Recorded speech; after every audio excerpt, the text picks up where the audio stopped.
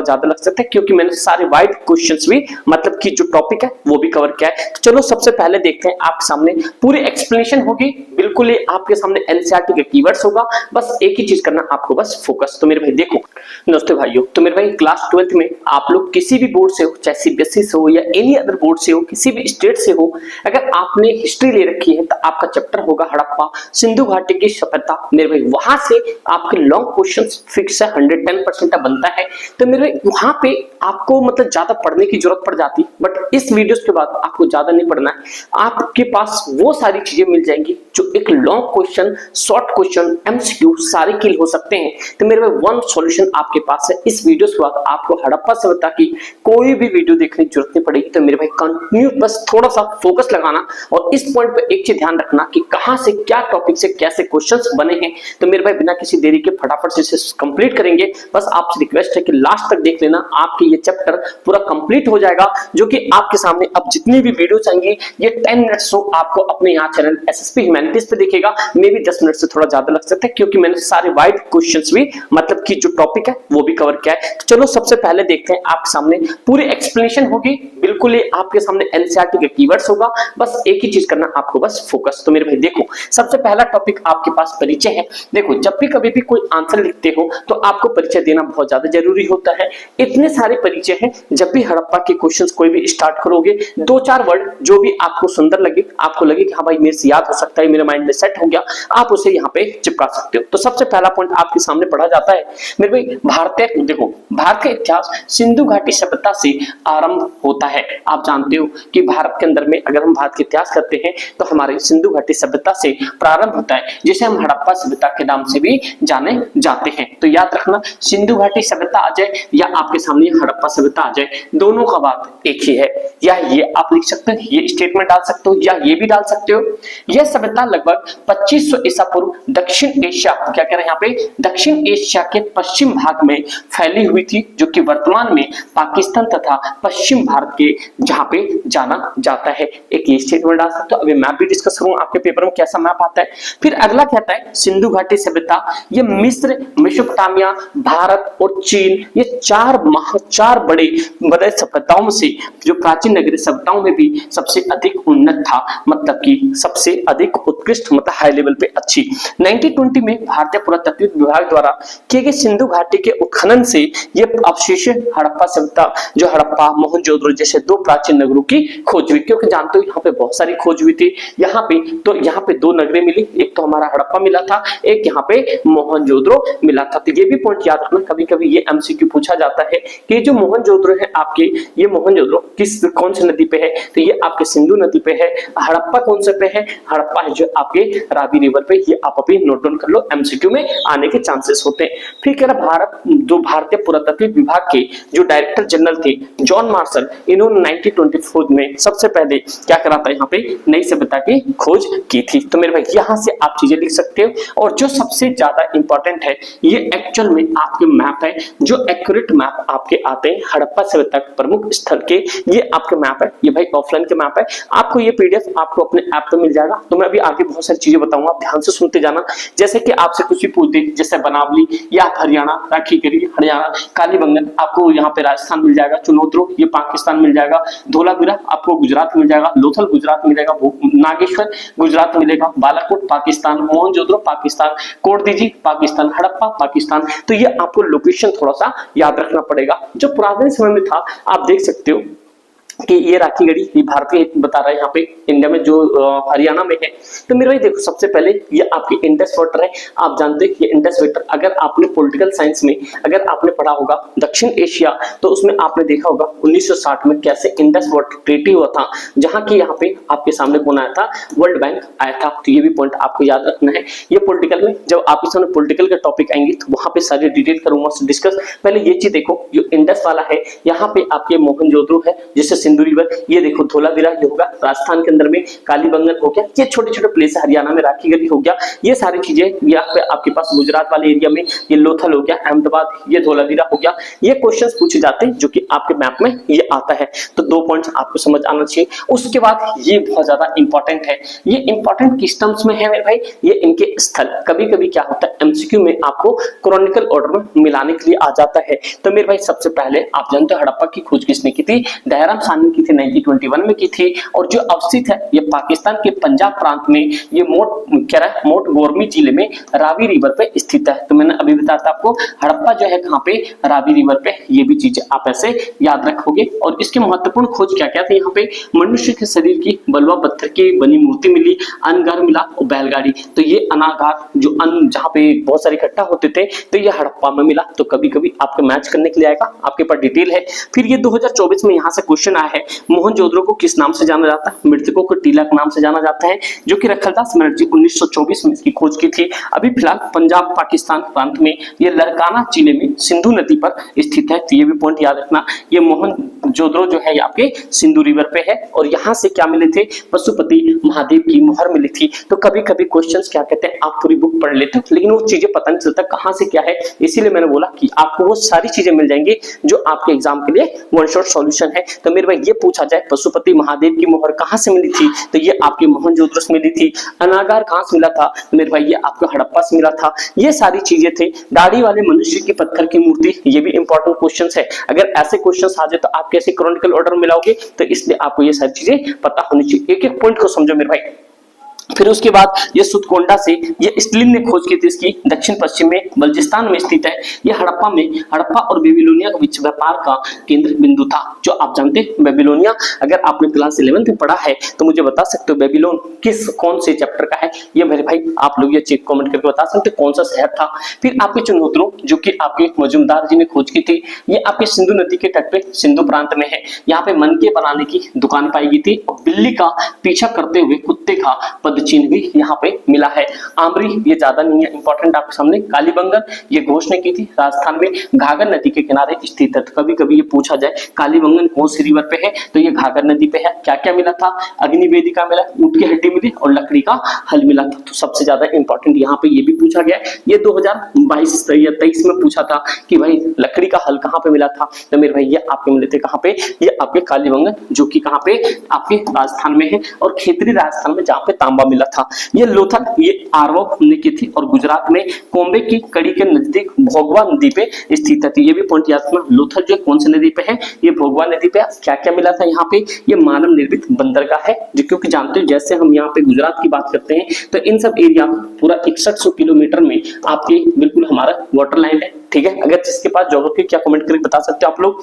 फिर चावल की भूसी भी यहाँ मिली थी और शतरंज का खेल भी आपको कहाँ मिला था, ये आपके लोथल में मिला था। तो ये भी पॉइंट आपको याद होना चाहिए। फिर सुतकोंडा ये बहुत ज्यादा इंपॉर्टेंट है, जो कि आपके गुजरात में ये वाले एरिया पे यहाँ पे सुतकोंडा है। यहाँ पे घोड़ी की हड्डी और मनके मिले थे, मनके 2 जगह से मिले थे, बनावली से भी मिले थे ये वाले, और जो भी यहाँ पे मिले थे। और यहाँ पे बनावली में जो बनावली आपके हैं जो कि हरियाणा के हिसार में स्थित है, तो मेरे वहां पे हड़प्पा के पूर्व और हड़प्पा संस्कृति के साक्ष्य भी मिले थे। ये भी पॉइंट याद रखो। One of the favourite question ये धोलावीरा जो कि आपको ये गुजरात में कच्छ के रण में स्थित है, जो भारत का सबसे बड़ा डिस्ट्रिक्ट है।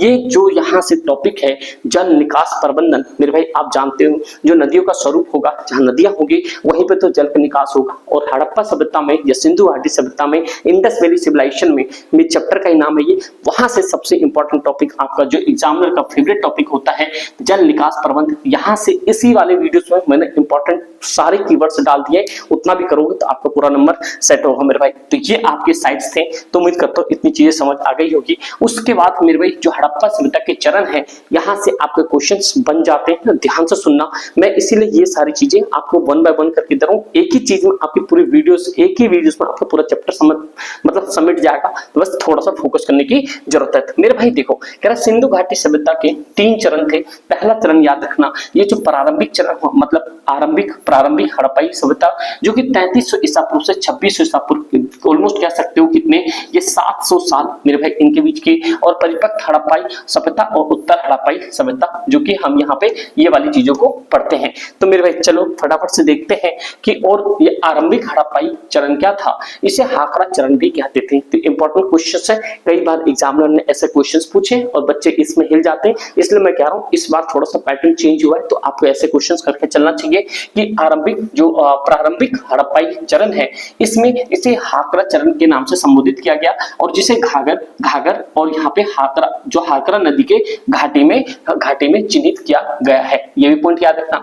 हड़प्पाई लिपि का प्रथम उदाहरण लगभग 3000 ईसा पूर्व के समय मिला था, जो कि आप जानते हो यहाँ पे ये लिपि है और इस तरीके के लिपि होते थे। जैसे मान लो हम लोग का क्या होता है, हम लोग का बर्तनी होता है इस तरीके का, और देवनागरी आई पढ़ते ना, इस तरह के जो बचपन में पढ़े थे आपने, इस तरीके की चीजें यहाँ से पाई गई थी। तो इस चरण की विशेषता एक केंद्र इकाई का होना था जो बढ़ते हुए नगरीय गुण थे। मतलब ये एक ऐसी इकाई दिखाता था कि जो ये बढ़ता हुआ नगर दिखाता, सिटी की ओर बढ़ रहा था, क्योंकि लिपि आगे थी, पढ़ना लिखना आगे, तो अब ये व्यापार भी करेंगे। तो ऐसी चीजें जैसे क्लास 11 आपने पढ़ी थी। फिर धीरे धीरे व्यापार क्षेत्र विकसित हो चुका था और खेती के साक्ष्य भी मिले थे, और उस समय मटर, तिल, खजूर, रुई आदि की खेती होती थी और चावल के भूसे भी पाए गए हैं, हल भी पाए गए। तो बहुत सारी चीजें थी, आपको नए नए साक्ष्य मिले। इसी तरह से क्वेश्चंस बनाकर लिखना, छोटी छोटी चीजों को। अब कोड दीजिए नामक स्थान पर परिपक्व हड़प्पाई सभ्यता के चरण को प्रदर्शित करता है और यहाँ पे 2600 ईसा पूर्व तक सिंधु घाटी सभ्यता अपनी परिपक्व अवस्था में प्रवेश कर चुकी थी। जितना इनको होना चाहिए था, जितना समर्थ होना चाहिए था, ये 2600 ईसा पूर्व में कंप्लीट हो गया था। सिंधु घाटी सभ्यता के क्रमिक पतन का आरंभ ये 1800 ईसा पूर्व से माना जाता था। ये भी पॉइंट याद रखना कि भैया ये जो 1800 ईसा पूर्व से लेकर 1700 ईसा पूर्व में आते आते हड़प्पा सभ्यता क्या था, साहब समाप्त हो चुके थे। तो ये जो आपके सामने डेट है ना, ये 1800 से लेके ये 1700 के बीच में, मतलब यहाँ से शुरुआत हो गया था हड़प्पा का अंत होना, और 1700 में जाते जाते क्या था, कंप्लीट अंत हो गया। जितने भी इसके बड़े बड़े सिटीज थे सारे खत्म हो चुके थे। तो ये भी पॉइंट आपको याद रखना और ऐसे पॉइंट आपको मिला के लिखना है। और नगरीय योजना और विनाश, सबसे इंपॉर्टेंट टॉपिक डाल लो कि वहां के नगरी कैसे थे। आप जानते हो हड़प्पा सभ्यता की मतलब ये होता है कि कंप्लीट एक सिटी टाइप में था, डेवलप था। तो मेरे भाई देखो, सबसे पहले कह रहे हैं यहाँ पे हड़प्पाई, देखो हड़प्पाई सभ्यता अपनी नगरीय योजना प्रणाली के लिए जानी जाती थी। और यहाँ पे क्योंकि हड़प्पाई सभ्यता की बात कर रहा है तो वो सबसे ज्यादा नगर योजना के लिए जाना जाता है। जैसे आज आप अपने नगरों में रहते हो, जैसे मान लो कोई सिटी में, जैसे दिल्ली में कोई रहता, मुंबई में रहता, महाराष्ट्र, ये बड़ी बड़ी सिटी हो गया, एक तरह से नगर हो गए। अब ऐसे जो आज के समय में जो इंफ्रास्ट्रक्चर है, ये इंफ्रास्ट्रक्चर आप सोचो हड़प्पा में हुआ करता था। तो मेरे भाई ये भी पॉइंट आपको याद रखना है। अगला, मोहनजोदड़ो और हड़प्पा के नगरों में अपने अपने दुर्ग थे और नगर के कुछ ऊंचाई पे स्थित होते थे, जिसमें अनुमानतः उच्च वर्ग के लोग निवास करते थे। जो दुर्ग हुआ करता था, ये ऊपर वाले एरिया, नीचे वाले एरिया ऐसे होते थे। कहीं पे अमीर लोग रहते थे, कहीं पे उच्च लोग, कहीं पे निम्न लोग रहते थे। देखो, दुर्ग के नीचे सामान्यतः ईंट से निर्मित नगर होते थे जिसमें सामान्य लोग निवास करते थे। तो याद रखना, दुर्ग से नीचे वाले एरिया में कौन रहते थे, सामान्य लोग रहते थे, यहाँ पे क्या थे, उच्च लोग रहते थे। ये भी पॉइंट आपको याद रखना है। जैसे जैसे हम आगे बढ़ते हैं, एक पॉइंट और आता है हड़प्पा सभ्यता की। एक ध्यान देने योग्य बात यह भी है कि इस सभ्यता में ग्रिड मौजूद थी, जिसके अंतर्गत सड़कें एवं एक दूसरे के समकोण पर काटती थी, ये वाला। और यहाँ पे चीजें होती थी। तो मुझे बता सकते हो कि समकोण का वैल्यू कितना होता है, कितने डिग्री होता है। अगर आपने थोड़ी सी भी 10वीं भी मैथ्स पढ़ी होगी तो ये देख के आप बता सकते हो। तो मेरे भाई ये भी इंपॉर्टेंट पॉइंट है। वहां पे ग्रिड प्रणाली मौजूद थी, लेकिन अन्य भंडार का निर्माण हड़प्पा सभ्यता के नगरों की प्रमुख विशेषताएं थे। वहां पे सारे अन्य भंडार भी पाए गए थे। अगला, जली हुई ईंटों का प्रयोग हड़प्पा सभ्यता की एक प्रमुख विशेषता थी, क्योंकि समकालीन मिस्र में मकान के निर्माण के लिए शुष्क ईंटों का प्रयोग होता था। तो जो मिस्र में वहां होते थे कच्ची ईंटों या शुष्क ईंटों का निर्माण होता था, लेकिन यहाँ पे क्या था, हमारे उसमें हड़प्पा सभ्यता में पक्की ईंटों का उपयोग होता था। हड़प्पा में जल निकास प्रणाली बहुत प्रभावी था, ये मोस्ट इंपॉर्टेंट है। जैसे आज देखते हो कि सीवेज होता है, बहुत सारी गली नाली बनी होती है, कंप्लीटली एक मतलब कि ग्रिड सिस्टम में, रोड में ही सीवर डले होते हैं, सब घर का कनेक्टिविटी होता है। उसी तरीके का अब सोचो मोहनजोदड़ो मतलब हड़प्पा के समय में ऐसी सिस्टम थी जो आज हम यूज करते हैं। हर छोटे छोटे बड़े बड़े घर के अंदर स्वयं का स्नान घर और आंगन होता था। ये भी पॉइंट याद रखना। तो मुझे बता सकते हो सबसे बड़ा स्नान घर कौन सी जगह जगह पाया गया था। कालीबंगन के बहुत सारे घरों में कुएं नहीं पाए जाते थे, तो ये भी पॉइंट याद रखना। कालीबंगन वहां पे क्या था, कालीबंगन में घरों में कुएं नहीं पाए जाते थे, क्योंकि आप भी जानते हो वहां का पानी बहुत गंदा हल है। कुछ स्थान जैसे लोथल, धोराबिला, यहाँ पे संपूर्ण मजबूत नगरों द्वार बनी थी और विभाजित था। मतलब वहां पे पानी का जो एरिया था काफी डिस्ट्रीब्यूटेड था, क्योंकि धोलावीरा इन सबों में ये गुजरात का एरिया पड़ता है, तो यहाँ पे जल का बहुत निकास थी। फिर आता है कृषि, आपके सामने एक पॉइंट आता है यहाँ पे कृषि। अब देखो हड़प्पा सभ्यता में कृषि कैसे, मैंने अभी तक आपको पॉइंट पढ़ा दिया, एक तो परिचय बता दिया, फिर परिचय के बाद मैंने आपको बता दिया कि भाई किस तरीके से वो लोग आगे डेवलप किए। फिर आपने देखा कृषि, कृषि में किस तरीके की चीजें, ध्यान रखना जहीं पे भी हड़प्पा सभ्यता में कृषि की बात आई तो आप सीधा ये आंसर लिख देना। सबसे पहला पॉइंट देखो कि हड़प्पाई गांव मुख्यतः पलावन मैदानों में पास थी और पर्याप्त मात्रा में अनाज का उत्पाद करते थे, जैसे गेहूं, जौ, सरसों, तिल, मसूर आदि उत्पाद करते थे। फिर आपको गुजरात के कुछ स्थानों में बाजरा उत्पादन के संकेत भी मिले, जबकि यहाँ चावल के कुछ संकेत रूप थे, क्योंकि भूसे पाए गए थे तो इनको लगता था कि चावल भी होते होंगे यहाँ पे। सिंधु घाटी के सभ्यता के मनुष्यों ने सर्वप्रथम कपास की खेती प्रारंभ की थी, ये भी इंपॉर्टेंट पॉइंट याद रखना।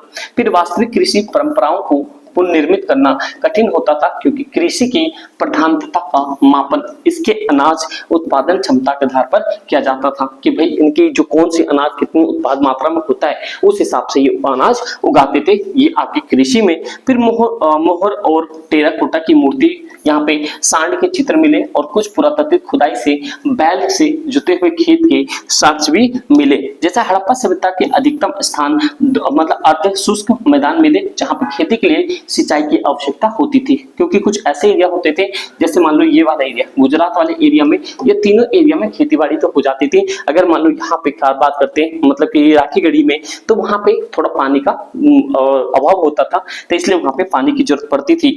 नगरों के अवशेष हड़प्पाई स्थल सोतुगई जो कि अफगानिस्तान में पाई गई, लेकिन पंजाब और सिंध में नहीं, ये भी पॉइंट आपको याद रखना है। हड़प्पाई लोग कृषि के साथ साथ बड़े बड़े पैमाने पे पशुपालन भी क्या करते थे, तो ये भी पॉइंट आपको समझ आना चाहिए। फिर घोड़े के साक्ष्य सूक्ष्म रूप से मोहनजोदड़ो और लोथल में एक साक्ष्य टेराकोटा की मूर्ति से मिली, ये भी पॉइंट याद रखना, क्योंकि वहां पे टेराकोटा की मूर्ति पाई जाती थी। उसी तरह से आपके अर्थव्यवस्था, अब देखो वहां पे इतनी बड़ी सिटी थी, इतना बड़ा मतलब कि डेवलपमेंट एरिया था, तो मेरे भाई वहां पे जब कृषि हुई तो व्यापार भी होगा, क्योंकि सारे लोग खाने के लिए उपज थोड़ी करते थे।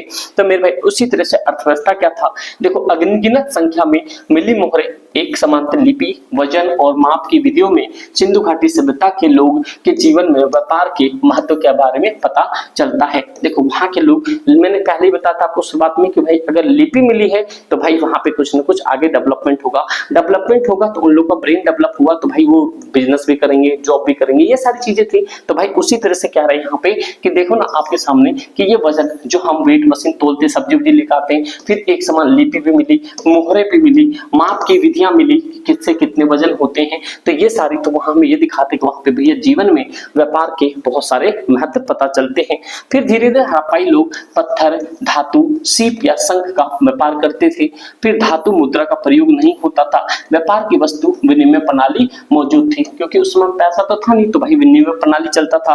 अरब सागर के तट पर उनके पास कुशल नौवाहक प्रणाली भी मौजूद थे, क्योंकि वो लोग क्या करते थे, एक राज्य से दूसरे राज्य में व्यापार किया करते थे। उन्होंने उत्तरी अफगानिस्तान में अपनी व्यापारिक बस्तियां स्थापित की थी, जहां से परमाणु रूप से मध्य एशिया से सुगमन व्यापार होता था, क्योंकि मध्य एशिया, सेंट्रल एशिया से सारी व्यापार होती थी।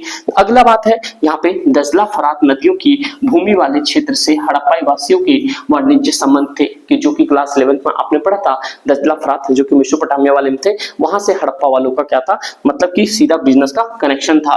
हड़प्पाई प्राचीन जो कि लेपिस लाजुली मार्ग क्या था भाई, लेपिस लाजुली मार्ग से व्यापार करते थे, संभवतः उच्च लोगों की सामाजिक पृष्ठभूमि से संबंधित था, तो ये भी पॉइंट आपको याद रखना है। तो ये सारी चीजें, और ये आप पॉइंट कहाँ लिख सकते हो, ये सारा पॉइंट आप जब अपना आंसर लिखोगे तो वहां पे निष्कर्ष में डालोगे कि कौन सा, मतलब दजला फरात आप मेसोपोटामिया में थोड़ा सा जोड़ दोगे तो उनको समझ आएगा, भाई बच्चे को पूरा डेप्थ नॉलेज है। अब देखो वहां पे इस तरीके के व्यापार करने के लिए जो सड़कों पे जो आप बैल काटने, तो बैलगाड़ी टाइप में इस तरीके के पाए गए थे, समझे मेरे भाई। उसके बाद आपके सामने शिल्पकला था।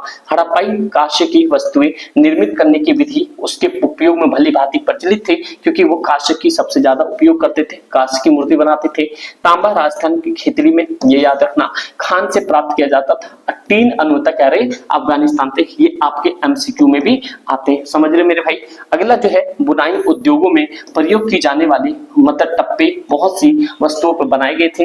ठीक है, बड़ी बड़ी ईंट निर्मित संरचनाओं से राजगिरी जैसे महत्वपूर्ण शिल्प के साथ साथ राजमिस्त्री वर्ग के अस्तित्व का पता चलता है, क्योंकि ईंट से बड़ी बड़ी चीजें बनाई गई थी तो राजमिस्त्री मिलेगा, वहां मेसन कहते हैं उसको। फिर हड़प्पाई क्या करा यहाँ पे, हड़प्पाई नाव बनाने की विधि, मनका बनाने की विधि और मोहर बनाने की विधि से भली भांति प्रचलित थे।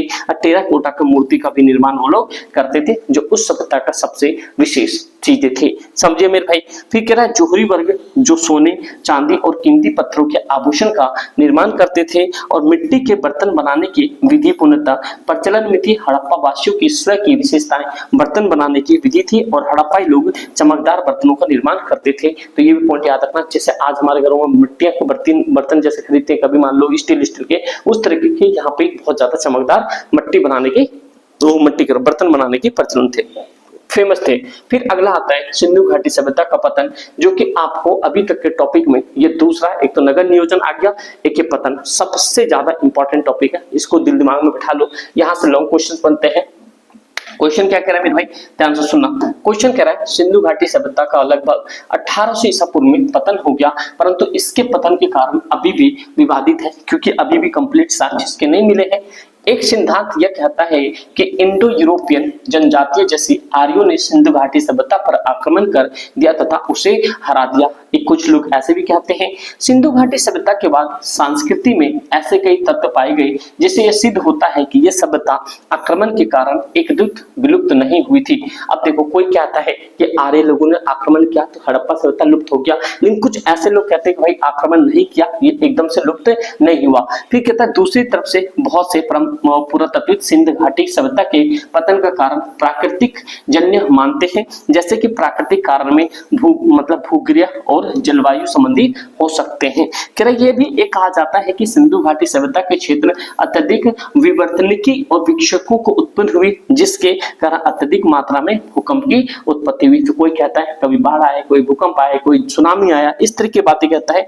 एक प्राकृतिक कारण वर्षण प्रतिमान का बदलाव भी हो सकता है, और इंपॉर्टेंट चीज कहता है एक अन्य कारण ये भी हो सकता है कि नदियों द्वारा अपना मार्ग बदलने के कारण खाद्य उत्पादन क्षेत्रों में बाढ़ आ गई। ये प्राकृतिक आपदाओं के सिंधु घाटी सभ्यता के पतन मानते थे। ये भी पॉइंट याद रखना, सिंधु घाटी सभ्यता के पतन के सबसे इंपॉर्टेंट चीज मानते हैं कि ये तो 1800 ईस्वी से पतन होना शुरू हो गया था, और यहाँ पे 1800 से शुरू होते होते 1700 में कंप्लीट पतन ही हो गया। फिर ये कहते हैं कि इंडो यूरोपियन जनजातियां आर्यों ने उस पर अटैक किया, और जिस वजह से वहां के लोग हार गए, हड़प्पा वाले, इस वजह से हड़प्पा का सिंधु घाटी का अंत हो गया। लेकिन कुछ लोग कहते हैं कि भाई ऐसा नहीं है, यहाँ पे आक्रमण करता कंप्लीट लुप्त नहीं होता, और पुरातत्व वाले ये कहते हैं कि भाई इनके पतन का कारण है प्राकृतिक जन्य, मतलब कि कहीं न कहीं नेचुरल डिजास्टर हुआ था, जिसमें कि बाढ़ की बात करते हैं, भूकंप की बात करता है, यहाँ पे अधिक कोई कहता है नदी ने अपना रास्ता मोड़ लिया, इस तरह की चीजें। और मेरे भाई आपको समझ आना चाहिए कि हड़प्पा सभ्यता वाले टॉपिक से, इतने सारे टॉपिक्स में से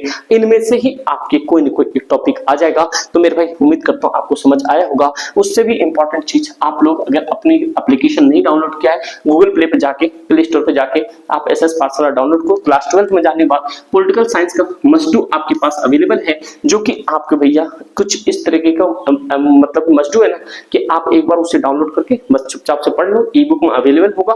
बस उसके बाद आपको बुक उठाने की भी जरूरत नहीं पड़ेगी। जो शॉर्ट टाइम में चाहते हैं सारा रिवीजन हो जाए, जो ऑफलाइन अटेंड करना चाहते हैं, मेरे भाई हिंदी इंग्लिश आर्ट्स के सारे सब्जेक्ट अपने वहां पढ़ाए जाते हैं, तो आप लोग मोस्ट वेलकम, आप लोग इस पे कांटेक्ट कर सकते हो। तो उम्मीद करता हूँ आपको सारी चीज समझ आई होगी। नेक्स्ट टॉपिक बताओ किस टॉपिक पे आपको बताया जाए, जैसे कि मैं आपको हिस्ट्री के सारे टॉपिक करवाता हूँ और पॉलिटिकल के, ज्योग्राफी के। उम्मीद करता हूँ वीडियो बहुत अच्छी लगी होगी। नहीं लगी हो तो आप कमेंट करके बताना क्या चीज सुधारना चाहिए। इसी तरीके से आपका सपोर्ट बना रहे। Thank you so much and जय हिंद।